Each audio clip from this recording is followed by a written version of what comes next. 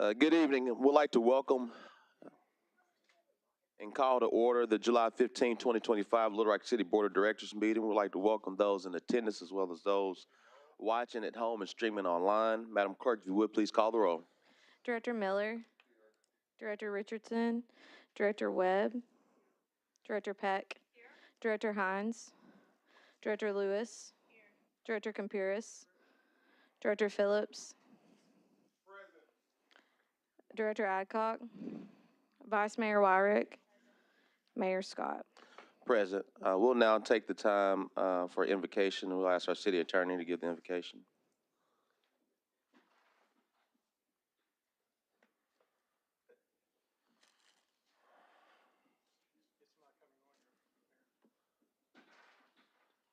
I don't control it, so just speak aloud for right now. Please join me. We come together tonight for a time to talk about issues that relate to our city and to what people think need to be done with the city, things that need to be considered by the board. This is a time for us to listen. It's a time for us to hear. But it's not just for the board of directors to listen, to hear. It's for all people. Decisions are not made because they're agreed with or disagreed with. The decisions are made because it is believed that they are in the best interest of the city. Let us always keep that uppermost in our minds. Amen. Amen. Please stand for Pledge of Allegiance. Pledge allegiance to the flag of the United States of America and to the republic for which it stands, one nation, under God, indivisible, with liberty and justice for all.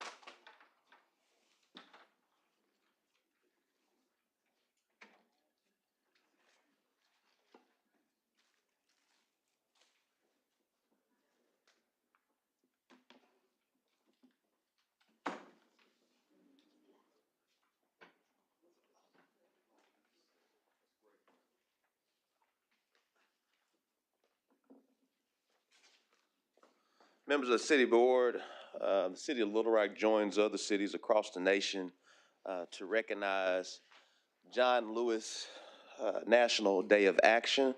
I'll read the proclamation. Whereas the late Congressman John Robert Lewis was a courageous civil rights leader whose life's work was dedicated to justice, equity, and the advancement of voting rights for all Americans. And whereas one of the original freedom riders and the youngest speaker at the historic 1963 March on Washington, John Lewis spent his life confronting injustice and championing nonviolent protests as a tool for change. And whereas Congressman John Lewis served over 3 decades in the U.S. House of Representatives, representing the people of Georgia's 5th Congressional District with moral clarity and an unwavering commitment to the principle of democracy. And whereas the John Lewis National Day of Action served as the call to honor his legacy by encouraging civic engagement, protecting the right to vote, and standing against efforts to suppress participation in the democratic process. And whereas communities across the country, including Little Rock, Arkansas, recognize the power of collective action in shaping a more just and equitable society, and whereas this day reminds us that our democracy is strongest when every voice is heard, every vote is counted, and every citizen has fair access to the electoral process. Now, therefore, I, Frank Scott Jr., Mayor of the City of Little Rock, Arkansas, do hereby proclaim July 15, 2025 as John Lewis National Day of Action in Little Rock, Arkansas. Let's give a round of applause to John Lewis.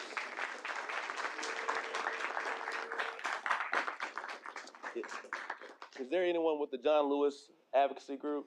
Not? All right, now we will transition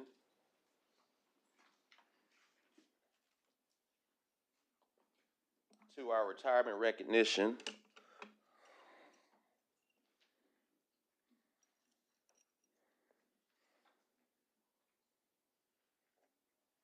We'll first start. We'll ask former's hard to say, but you see him everywhere now. Director John Honeywell to please approach. And his lovely wife.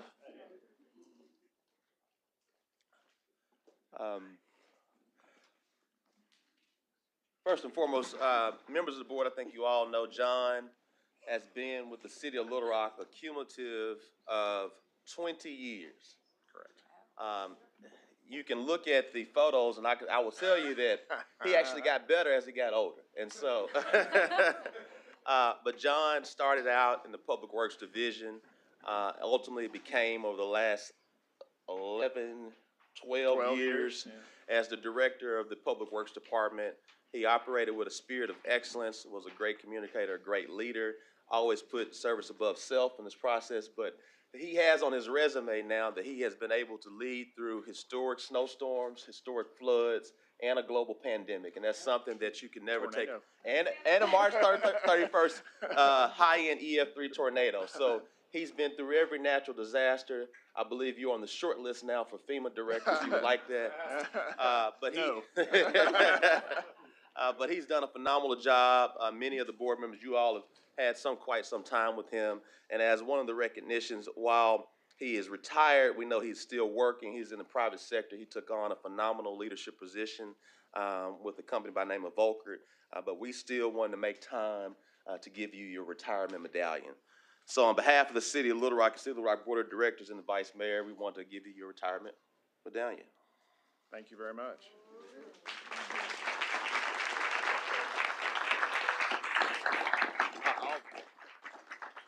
I'll be brief. Thank you to all of you. Thank you, Mayor. Thank you, Vice Mayor. It was a pleasure working for the city. It was definitely a challenge. There was always something new every day. It was never dull. That's for certain. I'm sure she'll agree with that 100%.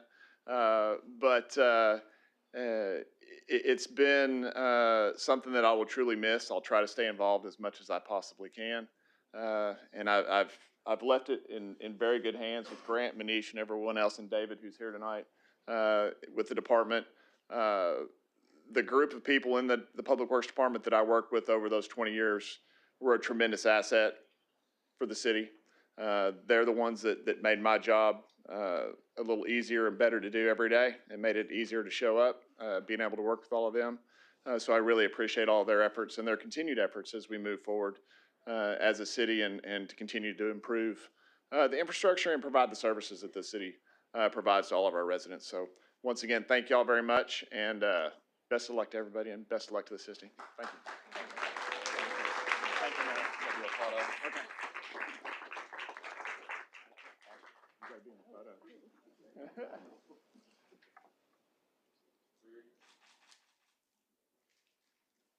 Thank you. Thank you.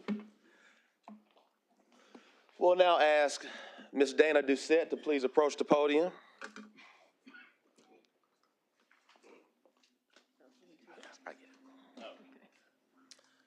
Members of the City Board, as you know, we've had Dana Doucette as leading our Department of Community Programs for close to 11 years here in the City of Little Rock. I know City Director Kathy Webb has spent probably the most time being one of the liaisons and members of the board at the Children and Family Commission. And so what we want to do is take this time that we have someone who's really kind of led the way in community programs as it relates to prevention, intervention, and treatment programming for quite some time, since this city board and the residents of Little Rock allowed for direct funding towards PIT programming in the mid-90s. And so we've been able to get that done, and she's been the steward of that ship throughout that time, and we're so grateful for her efforts and her work and what you've been able to do. If you were able to go to her true retirement party, it was a place to be at our house. It was standing room only, and it was so many organizations that this city has funded year over year, and the impact not only with those organizations, but the impact with our children. And to see those leaders come out and to pay homage to Dana speaks volumes to her leadership and her service. And so, Dana, on behalf of the City of Little Rock, we know you're transitioning to the West to take care of some family issues. We wish you well. We're also in prayer for you and your family during this time, and we're grateful for your leadership. On behalf of the City of Little Rock and Vice Mayor, we want to give you your retirement medallion.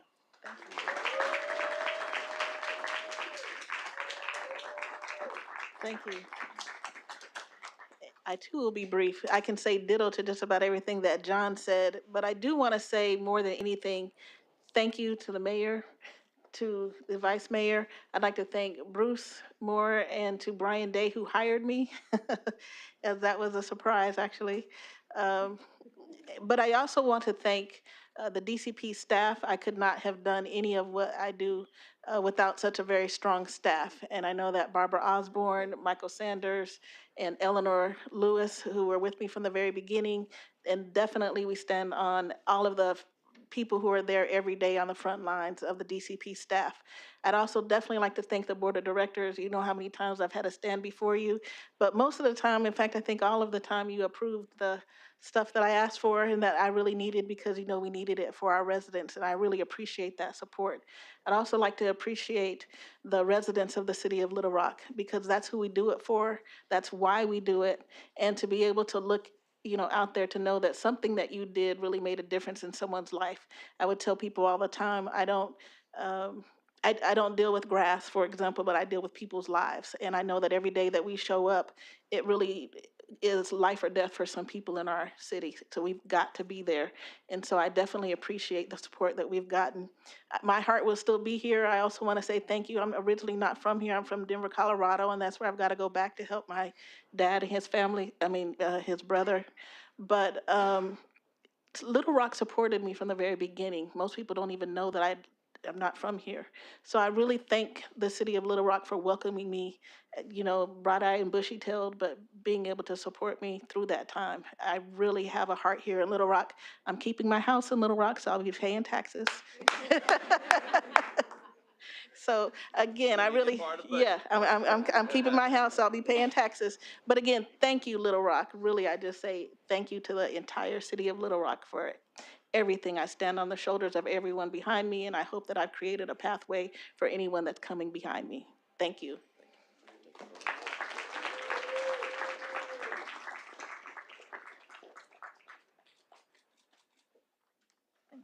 Here you go. Congratulations and good I'll luck. take it both. Thank you. I appreciate it. Yeah, we'll miss you. Thank you.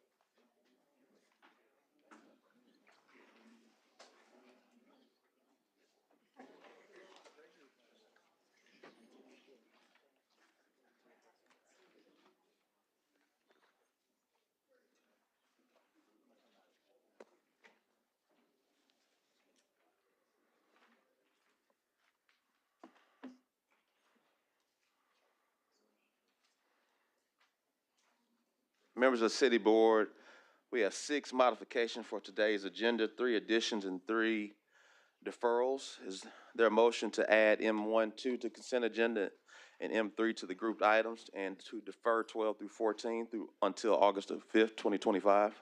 So move. Second. There's a motion and a second. All those in favor, please say aye. Aye. All those opposed, please say nay. Ayes have it. Madam Clerk, if you would, please read the consent agenda along with items M1 and M2. A resolution to accept the title to real property donated to the City of Little Rock by warranty deed to be used for neighborhood revitalization programs and for other purposes. A resolution to approve the submission of the 2025 action plan to the Department of Housing and Urban Development for the uses of the CDBG Home and HOPWA entitlement funds and to authorize the city manager to execute agreements with the applications in the action plan and for other purposes. A resolution approving the submission of the Community Development Block Disaster Recovery Action Plan to the Department of Housing and Urban Development in response to the 2023 tornado disaster and for other purposes. A resolution authorizes the city manager to enter into a contract with North American Fire Equipment Company Incorporated in an amount not to exceed $87,475 plus applicable taxes and fees to purchase protective coats and pants for the Little Rock Fire Department, utilizing funds from the Fire Department General Fund and for other purposes. A resolution authorizes city manager to enter into a contract with Ketcher and Company Incorporated for the replacement of the Jim Daly Fitness Center natatorium roof replacement in an amount not to exceed $635,550 plus applicable taxes and fees plus a 10% contingency if necessary and for other purposes. A resolution authorizes the mayor to enter into a lease agreement with CJRW Incorporated for 80 parking spaces at the parking deck at the corner of 2nd Street and Main Street in Little Rock, Arkansas, and for other purposes. A resolution to amend Little Rock, Arkansas Resolution Number 9138, April 5th, 1994, to change the status of Changchun, China to Friendship City and for other purposes. A resolution authorizes the city manager to apply and accept $656,096 in grant funding, which will require $164,024 in city match funding to support the replacement of 20 outdated Motorola dispatch consulates and restoration of the Mac Alert fire dispatching system, and for a total cost of $820,120 and for other purposes. A resolution authorizes the city manager to renew the Veeam backup and recovery software with CDWG for a one-year term in an amount not to exceed $70,459 plus applicable taxes and fees and for other purposes. That concludes the consent agenda. Move for the adoption of the consent agenda. There's a motion. Is there a second? Second. All those in favor, please say aye. Aye. All those opposed say nay. Ayes have it. Madam Clerk, if you will, please read the group items. An ordinance to approve a plan zoning development to establish a planned commercial development titled 13608 Canis Road, PCD, located at 13608 Canis Road, Little Rock, Arkansas, amending the official zoning map of the city of Little Rock, Arkansas, and for other purposes. An ordinance to amend Little Rock, Arkansas Rev Code, Chapter 34, Article 3, Ground Transportation Service Vehicles, Section 34-42C, and for other purposes. An ordinance to amend Little Rock City Code Revised 1988, Chapter 8, Article 1, Section 8-2, Section A2, and Section A3 of the Building Code to provide clarity and accuracy to the code, to declare an emergency and for other purposes. An ordinance to declare it impractical and unfeasible to bid, to dispense with the city's competitive selection process, to authorize the city manager to renew the contract with M4US Incorporated in an amount not to exceed $622,310.45 plus applicable taxes and fees for the renewal of the city's software maintenance services contract for Lawson and Hanson Enterprise Resource Planning for a period of 2 years and for other purposes. An ordinance to amend Little Rock, Arkansas Rev Code Section 17.5-24 to add a subsection D to set the hours of juvenile curfew from the date of passage of this ordinance to September 2nd, 2025 at 10 p.m. to 5 a.m. 7 days a week, to declare an emergency and for other purposes. First reading. Move to suspend the rules and place on second reading. Second. There's a motion and a second. All those in favor, please say aye. Aye. All those opposed say nay. Ayes have it. Second reading. An ordinance to approve a plan zoning development to establish a planned commercial development titled 13608 Canis Road, PCD, located at 13608 Canis Road. An ordinance to amend Little Rock, Arkansas Rev Code, Chapter 34, Article 3, Ground Transportation Service Vehicles, Section 34-42C, and for other purposes. An ordinance to amend Little Rock City Code Revised 1988, Chapter 8, Article 1, Section 8-2, Section A2, and Section A3 of the Building Code to provide clarity and accuracy to the code, to declare an emergency. An ordinance to declare it impractical and unfeasible to bid, to dispense with the city's competitive selection process, to authorize the city manager to renew the contract with M4US Incorporated in an amount not to exceed $622,310.45 plus applicable taxes and fees for the renewal of the city's software maintenance service contract for Lawson and Hanson Enterprise Resource Planning for a period of 2 years. An ordinance to amend Little Rock, Arkansas Rev Code Section 17.5-24, 1988, to add a subsection D to set the hours of a juvenile curfew from the date of passage of this ordinance to September 2nd, 2025 at 10 p.m. to 5 a.m. 7 days a week, to declare an emergency. Second reading. Move to suspend the rules and place on third and final reading. Second. There's a motion and a second. All those in favor, please say aye. Aye. All those opposed say nay. Ayes have it. Third reading. Before we go to third reading, Director Capers. Tom, It's on. okay, Tom, could you go over the curfew ordinance and talk about exceptions to it and what it means? And accompanied by, if you're accompanied by an adult, I mean, all those parts of it. Director Compurus, the amendment to the ordinance is to add a new subsection D to what's already there in that particular provision. That subsection makes for the out days passes with an emergency clause tonight. Tom, you're not on. It's his control, Line. It should, I don't think so. Okay. He went out. There we go. If assuming it passes with an emergency clause tonight, from today until September the 2nd, the hours will be 10 o'clock PM to 5 o'clock AM throughout the city, 7 days a week. All of the other provisions that deal with the curfew that we've had in place since 1994, going to and from work, being with an adult, things of that nature have not been touched by this. The ordinance also directs staff to develop the data and information about what has happened during the summer and what problems we've had, with the idea that when this 10 to 5 a.m. expires on on September the 3rd, if the board wants to go farther, we'll have a database to look at to see how we can deal particularly with the summer hours.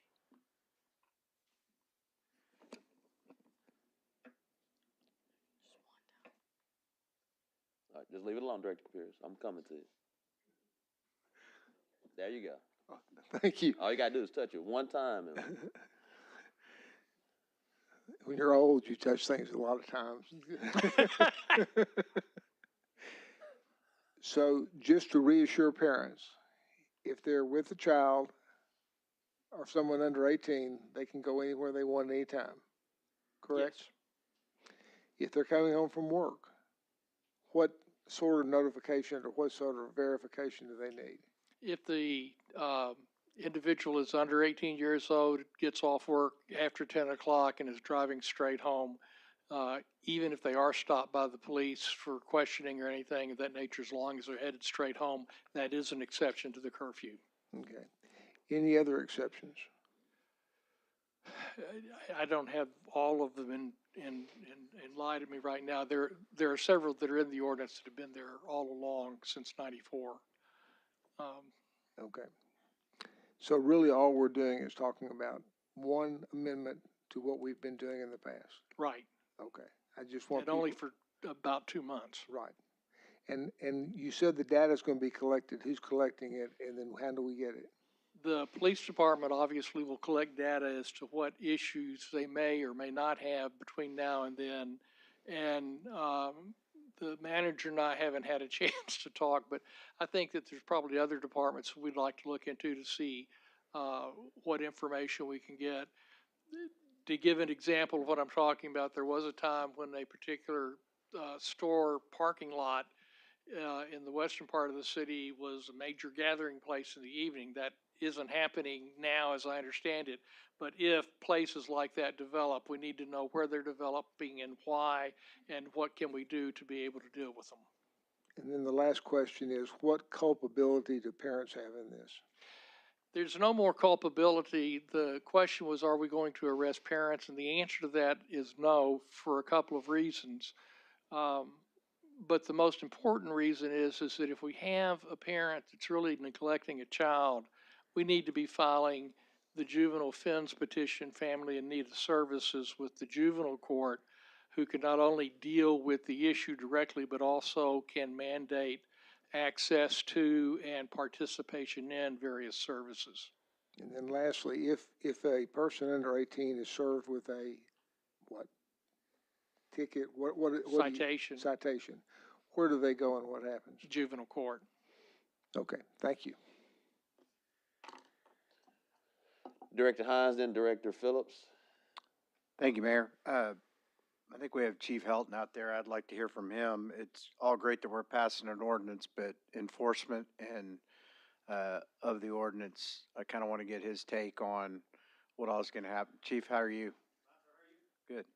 I just want to get your take on enforcement, what you guys are doing. I know that the issue's been these juveniles are massing outside the entertainment district because I know if they come in there, they're going to, and we've got good patrols in River Market, but I just want to see what you guys have planned and then just enforcement of this, citations, that kind of stuff, because I don't want to read in a couple months that we passed this new ordinance and we're not writing any citations. Now, it's great if we're not writing any citations because parents are deciding to be responsible and keep a tab on their juvenile kids and keep them from running amok in the city and causing some of the issues we're having. So we can do all we need at this city level, this board level, but if parents don't start taking some responsibility for their children, we're not going to get out of this. So I'd like to hear from a law enforcement standpoint what your plan is.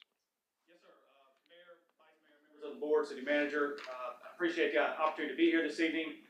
As we know, we know what's happened over the last couple of weekends. Obviously, 4th of July weekend's always a big weekend. We have roughly 20,000 people down in the River Market District that weekend enjoying Pops on the River. Always, large crowds, things like that. We've had incidents in the past when the park lets out, everything's good. We obviously have juveniles that congregate, they throw fireworks, things of that nature. Our priorities at that point is moving 20,000 people out of the district and getting them safely out of the area. And we did that to our 100% satisfaction. Nobody got hurt, nobody got beat up, no cars wrecked. We got everybody out of there. Juveniles hanging was still part of the problem.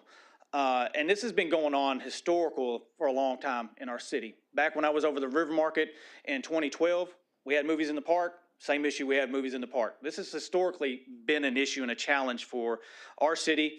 And let me reference too, it's not just our city. You can check St. Louis, Indianapolis, Washington, D.C., Atlanta, Myrtle Beach. You're going to see all these issues occurring where just it's a nationwide issue when we talk about young people that gather in large numbers and they turn into issues where potentially violent crime or people could get hurt or any number of things, fights and things like that. So it's always a challenge to figure out how we're going to wrangle that and successfully allow people to enjoy themselves. But we have an obligation to protect the safety of not only everybody that's in the district, but also our businesses, our residents that live down there, and so on. So as we move into what happens next. So we're going to pour a lot of additional resources into the district this weekend. As you know, we have a lot of different operations going on to deal with a variety of issues around our city. Some dealing with caravanning, burnouts, parking lot takeovers, general loitering on lots, drinking, and all that. So we'll add this to our long list of issues that we will continue to address, and we'll have those resources in play. We'll be using a lot of overtime to make sure we're addressing this and enforcing the curfew as needed, and hopefully get that addressed. And, part of it, when our young people are out of school, they look for things to do. And I get that. I have kids. I was a kid. I'm born and raised in this city, so I know what it's like to be a challenge to do things. But it's also a different world now, as opposed to when I was coming up, when we went to the skating rink or the bowling alley. Kids don't do that now. So it's a little bit different. And when kids gather in large numbers now, you always have to consider somebody's got a weapon. And it's unfortunately a sad statistic that the majority of the kids there are probably good kids, don't cause any problems. But it's the one or two that show up that are hell-bent on causing melee, causing a problem, showing out, or there to fight somebody. And those are the ones that create the issues for everybody else. And that's the problem that we see. And so we're going to address it. We're going to be very aggressive in how we do it, but we're also going to be legal, professional, and ethical in how we conduct our business. So I've given strict direction to our personnel on how we're going to attack this problem. We're going to have our school resource officers down there this weekend that are familiar with a lot of the students. So hopefully that will persuade any that decide to show up and congregate. We can get them pushed on and moved. And, ultimately the goal is hopefully we don't have to issue citations. Hopefully at 10 o'clock, if this curfew goes into effect, people will go home. And we don't have to worry about this. Inevitably, we have seen the ones that we've had issues this year. I'll give you some historical perspective. Last year, in the River Market District alone, we only wrote 18 citations to juveniles related to curfew or loitering for the entire year. So far this year, 21. Now, that's not all, because we get a lot of them to leave. But those ones that were issued citations, those are the ones that refuse to leave and want to continue to have arguments with the officers or refuse to want to leave the property. We give plenty of opportunity for people to leave, but sometimes we have those that just refuse to. And Director Hines, you're correct. It is a parental issue. The Little Rock Police Department or the City of Little Rock does not run a daycare. You know, it's not my job to babysit kids. My job is public safety. We want our people to enjoy themselves, but when they congregate in large numbers and we have people that pull up and say, I'm dropping my kids off down here at 9 o'clock at night because there's such a heavy police presence. Well, there's nothing for your child to do at 9 o'clock at night in the River Market. You can't get into any of the establishments. You can't buy food anywhere. Hertz Donuts is about the only operation you can go and get to. And that's it. So it is an issue and it is a problem. We have an unsheltered population that migrates in and out of our downtown area. A lot of those individuals have mental health problems. Kids get down there and interact with them. Some of those people could maybe hurt a young person. And we've cited people, the lowest juvenile, youngest one that we've cited so far this year, 11 years old, for a curfew violation. So to me, that's a bigger problem than us. We are dedicating a lot of resources and are committed to trying to get this problem solved, but it's going to take a lot of us coming together to get it done, and a lot of it's going to have to be the parents to step up and be a parent. Hopefully that answers your question, sir. Thank you, Chief. Director Phillips, then Director Miller. Thank you, Mayor. Thank you, Chief. My question isn't for you, but I appreciate your comments about being legal and ethical and being mindful of what's happening in our city. And I'm glad to hear you're just not going to go out there and just start arresting everyone. And that we work with the community, give people opportunity to leave. And if they don't, if you got to enforce, you enforce. So I'm happy to hear that. So thank you. Yeah, sometimes, you know, I always try to explain to our officers, look, sometimes when we go in, if you're heavy-handed, sometimes we can create more chaos than what is intended to. So we have to make sure we're doing things the right way. It's a delicate line. I understand that. 100%. Yeah. So thank you for that. Mayor, I was going to ask someone from DCP. I never called it DCP before, but that's what Dana said today. Department of Community Programs. They can update us about things that the city's currently doing to provide opportunities and options for our youth. Because over the weekend, I saw a lot of feedback. Well, what is the city doing? And I know we're doing a lot. So I just want us to have this opportunity to highlight the things that we are making available for our youth. So if I guess that would be Mike Sanders, probably, Mayor. Yes, our interim Director of Community Programs. So Mike, if you can kind of just update us on what DCP is doing for our youth. And Chief, thank you for your leadership and your answers.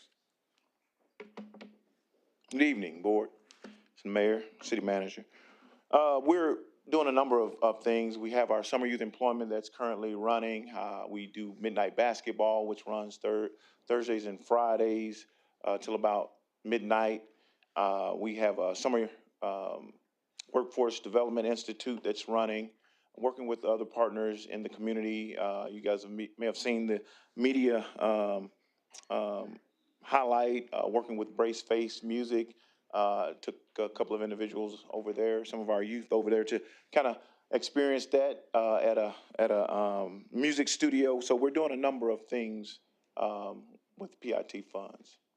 That's good to hear, and I just wanted I appreciate the update. I did see the story about, I think, a couple young kids rapping, creative expression, and I just want our community to know, I know the news is here, that the city, not to say we're doing everything we can do, but we are providing opportunity for our youth in the summertime, and I wanted to highlight that, so I appreciate you for saying that. Thank you. Did you leave anything out? Well, in addition to that, we've redirected our street-based intervention team to kind of focus their attention on that River Market area, our school-based interventionists, because a lot of them are coming in contact with those individuals throughout the school year, and so familiar faces sometimes can, kind of diffuse some situations. And then Leland and I from Parks have been talking about some alternatives, activities, either at some of our community centers or at some of our parks, because what they're doing is called kind of teen takeovers nationally. That's a thing, meetups, car meets, kickbacks, day parties. And so trying to brainstorm and come up with some ways that we can kind of provide them with some of those opportunities that they're doing on their own, but doing it a little bit more constructive. Yeah, and through the city. So that's great. That's all I had. I just wanted to make sure that was shared. So thank you for that. Thanks, Mayor. Mm-hmm. Thank you. And also, just to add, this city board, in addition, for the upcoming year as well, this city board added $500,000 to our summer youth employment program. Because as we've been spending a lot of dollars on PIT for organizations, we added more money to our Summer Youth Employment Opportunities Program recently. So just kudos to the board. Director Miller, then Director Lewis. Thank you, Mayor. I'm a lay person, so I want to really understand what happens when someone gets a citation. Do they get arrested? Does it stay on their record? These are teens. You know, sometimes people do dumb stuff, and I want to understand if somebody done something dumb, how long does it stay with them? I mean, is this going to stain them for the rest of their life, or does this stuff roll off? And when you say you arrest somebody, does the citation doesn't lead to arrest, but it could? Somebody explain some of that to me. The citation is a form to let somebody know that they've had a charge placed against them. If the individual is a juvenile, those records are sealed and they're not subject to public disclosure with rare circumstances. For example, the young man in Jonesboro that fired into the schoolyard, the people were able to get a hold of those records. He was eventually tried. But other than something serious like that, it doesn't stay there. And what the juvenile courts do is they look at, is this a one-time thing and they'll never do it again? Is this somebody we're going to see 2 or 3 times? And the judges that I've appeared before have had a really good sense of wisdom on, do I need to talk to this person and say, don't ever do it again, and I'm never going to worry about them, or do I need to see if there's something else going on in the family and deal with it? And that's what the juvenile courts are for. Okay, thank you. And one other question, Mayor, how are we going to get the word out? How robust is our campaign to get this information out? Who are we going to be dealing with? I know obviously television's here, newspapers here, but are we going out to the community? Are we going to the churches? How are we gonna get the word out about this curfew? We'll definitely make certain the word is out about it. I will say, just since the time we made the press announcement, it's kind of been the talk of social media as well as TV and print. So I don't think anyone doesn't know about it, but we'll make certain, as Director Phillips and as well as Director Sanders shared, there's so many things for our youth to do from a public standpoint. I'm not talking about the things that actually cost money, whether it's main events, Sky Zone, trampolines, things of that nature, skating rinks, bowling alleys. But from our city standpoint, we do have 63 parks that stay open to about 8 or 9 o'clock each night.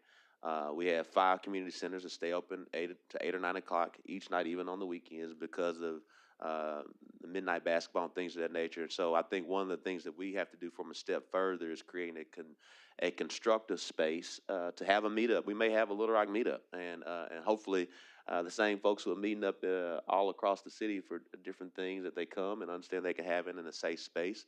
And that's our goal as a city. I think we can always do more. We do a lot. We spend $5 million on prevention, intervention, treatment program for our youth. So I don't think we can ever be tested on what we do. And we actually, and as I shared, the city board just gave an additional $500,000 for the Summer Youth Employment Program. We just opened up a new enhanced baseball field at West Central Community Center for a tune of $2 million, and all the things that are going on with Boyle Park and all these other parks, particularly in the areas that see a lot of activity. This board has been, and we're grateful that you all have been very intentional about the spaces that we invest in, but there's still more work to do. And we want to figure out through our interim director of community programs how we can think outside the box. For instance, stuff with Brace Face, I think that's very outside the box. I'm surprised that, people are surprised that got funding, so now we're getting a lot more requests for creative things. Well, he did that for free. Well, okay. I guess he's getting PR right now. But my point is, there are things that we all can be doing. As I've shared and visited with Chief Helton, he, without even being prompted, just stated being legal, ethical, and professional, 21st century community police. And I think it needs to be overstressed that many times if someone's being cited, it's because they've been unruly. They've been asked 3, 4, 5, 6 different times. We're not going to allow lawlessness in the city, but we're also going to be have a grace mindset and a guardian mindset, and that's what we've instructed our officers. So I think we are doing step forward in the way we need to, and I'm glad we have the things we have, but we need to do more. Director Lewis, did you have a question? Director Miller answered that? All right, well, we had 3 readings, all those, no more readings? Well, what? So 3rd reading? Just trying to get us to the vote. Oh, Director Miller, all right. I meant to ask this. I've been thinking about it. Of course, we have scooters that people are up and down on all the time. And obviously, I've seen scooters in the Soma area at 2, 3, 4 in the morning. That's in the fine print of this. We included that in the temporary. It's in the fine print. I'll show it. I saw that in the ordinance. I saw that. But we have the ability to turn power on and off on those things too. Yeah, we got a meeting with some of the scooter companies to kind of stress that. All But right. in the meantime, we got some cover legally. Okay. So All if right. they get mad, we just point to our ordinance. Yeah. Thank you. All right, 3rd reading. An ordinance to approve a plan zoning development and to establish a planned commercial development titled 13608 Canis Road, PCD, located at 13608 Canis Road. An ordinance to amend Little Rock, Arkansas Rev Code, Chapter 34, Article 3, Ground Transportation Service Vehicles, Section 34-42C, and for other purposes. An ordinance to amend Little Rock Code Revised 1998, Chapter 8, Article 1, Section 8-2, Section A2, and Section A3, 1988 of the Building Code to provide clarity and accuracy to the code, to declare an emergency and for other purposes.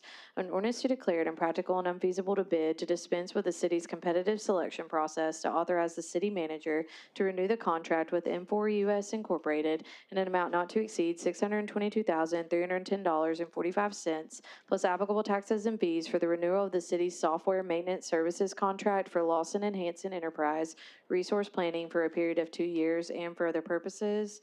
An ordinance to amend Little Rock, Arkansas Rev Code Section 17.5-24, 1988 to add a subsection D to set the hours of a juvenile curfew from the date of passage of this ordinance to September 2nd, 2025 at 10 p.m. to 5 a.m. 7 days a week, to declare an emergency. 3rd and final reading. Members of the board, we've had 3 readings. Are there any questions? Are there any questions? Are there any questions? All those in favor, please say aye. Aye. All those opposed, please say nay. Ayes have it. We also have Have 2 emergency clauses. All those in favor of the emergency clause, please say aye. Aye. All those opposed, say nay. Ayes have it for the emergency clauses. We'll now go to citizens' communication. Mr. Tony Miller. Mr. Tony Miller.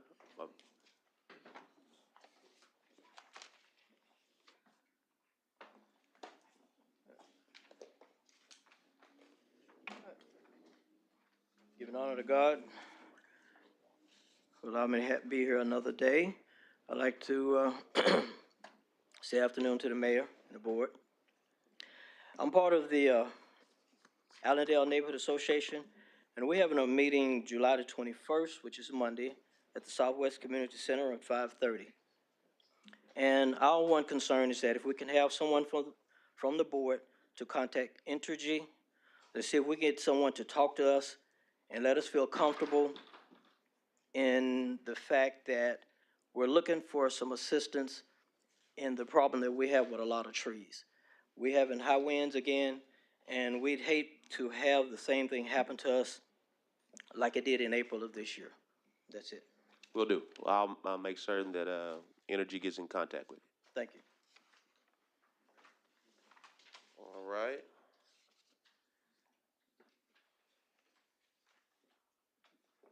Is there a motion for executive session? I make that motion. There's a motion from Director Miller. Is there a second? Second. Second from Director Phillips. All in favor, please say aye. Aye. All opposed, say nay. Nay. Ayes have it. We'll go into recess.